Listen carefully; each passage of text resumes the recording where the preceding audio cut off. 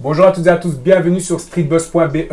Nous sommes à Liège, à Chenay, et nous avons le plaisir, nous sommes venus à la rencontre de Simon Fransquet, artiste, toutes catégories confondues, parce que tu es compositeur. Ouais. Je ne sais pas si j'ai oublié quelque chose, mais voilà, entre autres. Ouais, musicien, guitariste, multi-instrumentiste, compositeur de musique de film, je fais plein de choses. Voilà, nous sommes venus te voir parce que là, on a l'occasion de pouvoir venir parler du projet sur lequel tu étais, c'est-à-dire la BO du film de Pink Revolution. On va un petit peu en parler parce que voilà, c'est quand même des sujets qui sont fort tabous dans la société. Toi, avec le réalisateur, tu as eu l'occasion, à travers ta musique, partager des émotions, partager ce que retranscrire un peu ce que aussi le film pouvait, de ce dont le film parlait. Et je voulais dire d'abord, on va un petit peu d'abord savoir qui est Simon Fransquet. Parce que voilà, c'est important de savoir que, comme tu as dit, artiste, compositeur, multi, touche à tout. Ouais. Parce que voilà, j'ai aussi lu que tu étais luthier, si je ne me trompe pas. Tu crées, d'ailleurs on peut voir qu'il y a pas mal de guitares ici autour de nous. Voilà, mais d'abord ta passion pour tout ce qui est musique, pour tout ce qui est artistique dans ce domaine-là. Comment t'es-elle venue et comment as-tu décidé à un moment donné d'en faire même ton métier? Moi j'ai toujours été super fort passionné d'art graphique aussi. J'ai étudié quand j'étais jeune à Saint-Luc, donc les arts graphiques, et je me destinais plus à faire quelque chose en rapport avec les arts graphiques, que ce soit la bande dessinée, la peinture, l'architecture ou même le cinéma. Mais j'ai toujours fait de la musique, ça a toujours été très spontané. Du coup ça s'est fait assez naturellement pour moi de devenir compositeur de musique de film, parce que je suis vraiment passionné de cinéma et passionné de la relation qu'il y a entre les images et la musique, tu vois. Cette manière dont la musique sublime les images, et inversement, une image et une vidéo peut sublimer une musique aussi, quoi. Passionné de manga, je me suis posé la question parce que je me suis dit, mais tiens, à travers ta musique, quand même ce côté aussi où je sais souvent, bon, ça paraît un peu bête, mais voilà, moi aussi je suis passionné de manga, comme ça, moi les gens le savent, mais on peut aussi trouver une inspiration. Ouais, je suis passionné d'animation en général et de bande dessinée, pas que de manga, aussi d'animation d'autres pays, mais effectivement, ouais. Miyazaki notamment, qui a fait le voyage de Chihiro, c'est vraiment un réalisateur qui m'a influencé, et son compositeur aussi m'a énormément influencé. C'est des musiques incroyables à chaque fois dans tous ses films. Et quand j'étais jeune et que je voyais le voyage de Chihiro, je trouvais ça incroyable, les musiques, incroyable l'animation et tout ça, donc c'est des choses qui m'ont influencé, c'est sûr. Pour revenir donc à la BO du film de Pink Revolution, on a vu que ça c'est aussi un single, une musique plus particulièrement, qui a été en feat avec Alice on the Roof, une grande artiste belge. Et là, mais comment s'est fait la rencontre, comment s'est fait la collaboration? Bah, c'est assez rigolo parce que Alice, je l'ai rencontrée au Festival de Cannes, quand même un petit temps déjà. Et en fait, on allait tous les deux donner un concert sur le Belgian Boat, qui est le bateau des Belges au Festival de Cannes. Donc dans le cadre du festival, il y a plein de concerts, il y a Kid Noise qui a joué là-bas aussi, il y a plein de gens qui ont été joués là-bas. Et je l'ai rencontrée là-bas. Et en fait, on a parlé du fait qu'elle aussi, elle voulait faire de la musique de film, ça l'intéressait, qu'elle n'avait jamais fait ça. Et ce qui est rigolo, c'est que Jawad, le réalisateur du film, quand il m'a un peu envoyé des idées, des références, parce qu'on fait tout le temps ça dans le cinéma, le réalisateur, il m'envoie un peu des idées, il me dit voilà, là j'aimerais bien plus quelque chose de classique, là plus quelque chose d'électro, là plus du hip-hop. Et ben en fait, pour le film ici, il m'a dit je veux un truc un peu plus pop, un peu plus léger, et il m'a envoyé des morceaux d'Alice, en fait. Il m'a dit tiens, j'aimerais bien un peu ce style-là. Et je lui fais en fait, si tu veux, je peux lui proposer carrément de collaborer sur la BO, parce que je l'ai rencontré, je venais de la rencontrer au Festival de Cannes. C'est une bonne opportunité. Ouais, donc c'est vraiment un hasard rigolo, quoi. Et donc je lui ai proposé et voilà, elle a accepté. Puis on a commencé à coécrire et co-composer les morceaux. Et j'ai une question un peu à part. Est-ce qu'il t'arrive parfois d'avoir déjà des musiques ou des bandes son déjà prêtes, plus ou moins, et de pouvoir dire tiens, je peux proposer ça à certains réalisateurs, ou bien envoyer ça, comme souvent on envoie un CV? Non, parce qu'à chaque fois c'est un projet, je compose sur les images, et pour le film c'est à chaque fois une nouvelle expérience, un nouveau style de musique, c'est à chaque fois différent. Du coup j'ai pas de choses prêtes à envoyer à l'avance. Après j'envoie mes précédentes bandes originales, les autres musiques de films que j'ai fait au réa, je lui dis si quelque chose te tape dans l'oreille et que t'aimes bien, dis-moi. J'envoie toute ma discographie, ils écoutent en général. Et voilà, mais sinon non, à chaque fois pour le projet, je compose spécifiquement sur les images et pour le film, quoi. Maintenant, on revient encore sur The Pink Revolution, parce que voilà, il y a la BO du film, déjà l'album qui est là, qui est disponible sur toutes les plateformes, et le film qui est déjà sorti, mais dont on parle pas assez, je trouve, parce que voilà, ce sont des sujets qui sont tabous. Je voulais un peu revenir là-dessus, parce que voilà, toi, tu as composé la musique, voilà, parce que ce sont souvent des sujets qui tiennent à cœur. J'ai vu que tu aimes bien voilà, participer à des projets où les sujets sont très très forts. Et comment tu as décidé, parce que là on parle de l'homosexualité, on parle des transgenres, on parle vraiment de ce qui se passe.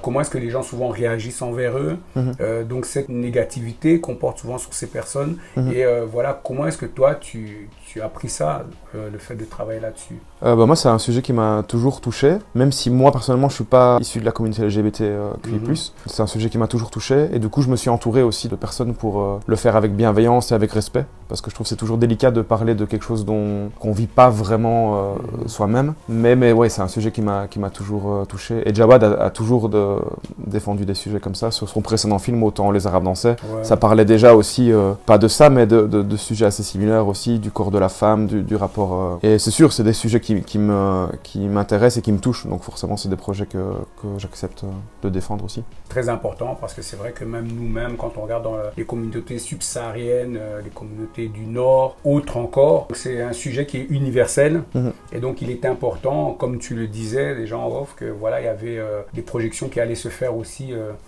dans les écoles, pour vraiment parler, pour sensibiliser par rapport au fait de déjà la tolérance, très important. On a besoin d'accepter les autres et de ne pas avoir toujours ce regard-là négatif. On revient à la BO de Pink Revolution, featuring avec Alice on the Roof, qui est Caught in Gender Game. Voilà, donc j'essaie de bien le prononcer. Et du coup, là, il y a encore d'autres projets qui sont avec, parce que je sais que tu as aussi, mis à part ça, il y a aussi un EP ou un album qui est en préparation, qui est déjà prêt. Qui est déjà prêt, ouais. Qui est déjà prêt, donc en dehors de la BO. Et donc, comment t'es venue l'idée aussi de travailler aussi sur ce projet-là? En fait, j'avais envie, en plus de la BO, d'en faire un album à part entière. Parce que les bandes originales de films, souvent, elles n'ont pas trop de visibilité, que ce soit dans les radios ou même dans la presse, ou à part les grosses BO américaines, quand il y a des super grosses stars, on en parle un peu. Et encore, même, ça n'a pas... même avec des grosses stars, ça n'a pas de visibilité. Et donc, j'avais envie d'en faire un album à part entière et de le vendre comme un album aussi. Donc j'ai rajouté des morceaux qui sont pas dans la BO du film. Donc j'ai recomposé, après le film, j'ai recomposé des morceaux, des interludes musique instrumentales et tout ça, pour vraiment en faire un album complet et pouvoir le présenter comme ça. Présenter, alors ce qui est intéressant, c'est parce que là il y a le clip de... Ça c'est une question, c'est que je m'étais posé, j'ai beaucoup de questions. Il y avait le fait que tu n'apparais pas dans le clip. C'est vraiment cette représentation-là du sujet, c'est-à-dire qu'on parle vraiment, comme on dit, Caught in the Gender Game.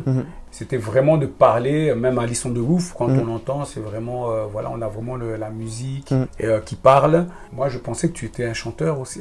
Mais en fait, je suis pas chanteur. Je chante beaucoup quand je compose. Tu vois, ça m'arrive, des fois en rue, j'ai des centaines de mémos dans mon téléphone où j'ai des idées de mélodies, des idées de chants. J'enregistre comme ça, mais je chante très mal.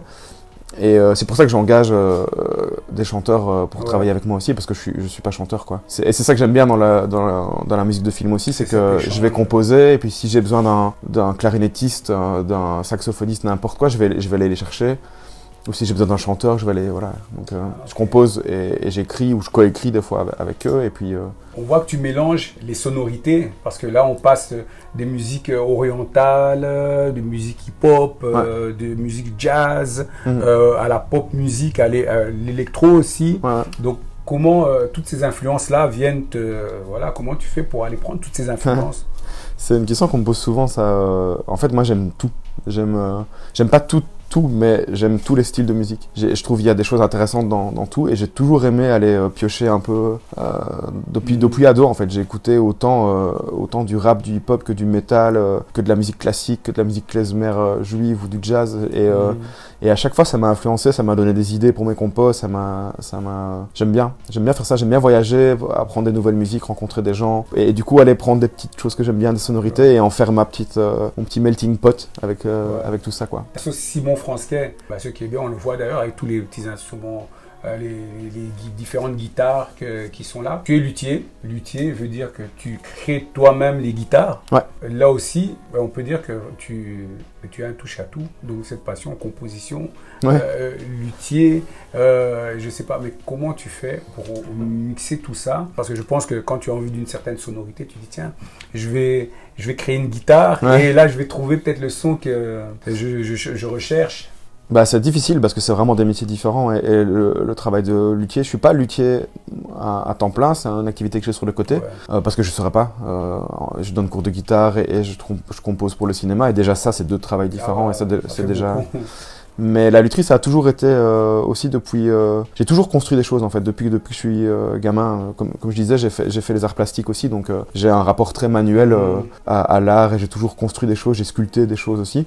Et la lutherie, ça m'a passionné depuis enfant. Et puis j'ai fait une formation de luthier chez un luthier liégeois qui s'appelle Renzo Salvador, qui est un luthier incroyable. Comme j'avais déjà plein de guitares, je me suis dit je vais construire des instruments uniques et en essayant d'élaborer un concept quoi.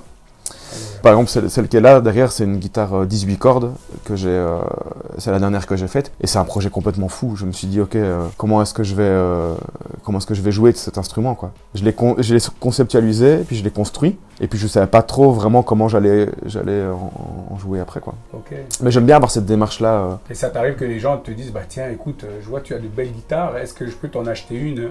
J'en ai vendu une, ouais. J'en ai vendu une à un guitariste de jazz qui s'appelle Quentin Liégeois.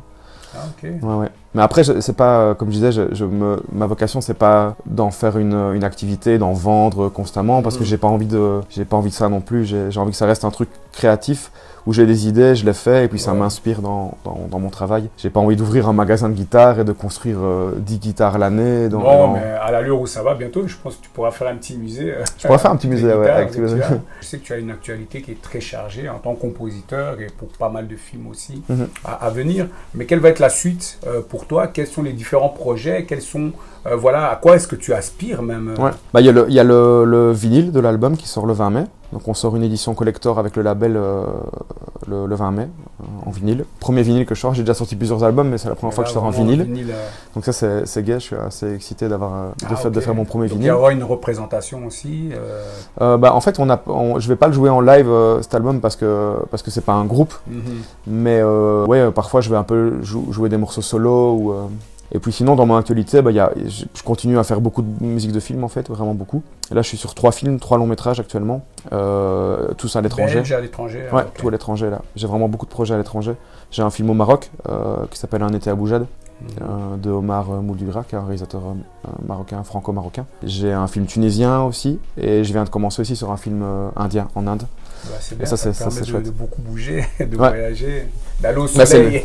C'est le but aussi, j'aime bien, j'ai toujours aimé voyager, ramener des instruments de partout et rencontrer des nouvelles personnes, apprendre des nouvelles musiques aussi, c'est super intéressant, ça me nourrit super fort. En fait, la musique, c'est infini.